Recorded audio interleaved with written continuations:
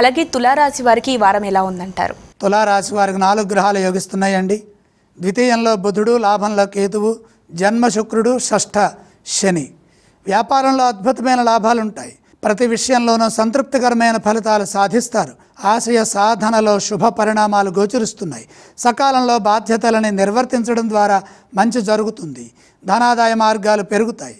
లక్ష్మీ కటాక్షం సంపూర్ణంగా లభిస్తుంది. మంచి ఆలోచన సరళితో కృషిని కొనసాగించండి. ముఖ్యమైన కార్యక్రమాల్లో శాంతంగా వ్యవహరించండి. మాటలో స్పష్టత అవసరం. అపార్థాలకు అవకాశం కల్పించవద్దు. సాంకేతిక పరమైన లోపాలు ఏర్పడకుండా ప్రవర్తించండి. ఉద్యోగంలో ప్రధానంగా స్వల్పాటంకాలు గోచరిస్తున్నాయి. విభేదాలకు అవకాశం లేకుండా ఆత్మవిశ్వాసాన్ని ప్రదర్శిస్తూ ముందుకు సాగండి. ఆత్మీయుల సూచనలు తప్పనిసరిగా తీసుకోండి. సమిష్టి కృషి మేలు చేస్తుంది. శాంతము, సహనము ఈ రెండూ మీ బలాన్ని పెంచుతాయి. భవిష్యత్తుకై చేసే ఆలోచనలు ప్రయత్న బలాన్ని పెంచుతాయి. పూర్వపుణ్యం సదా ముందుకు నడిపిస్తుంది.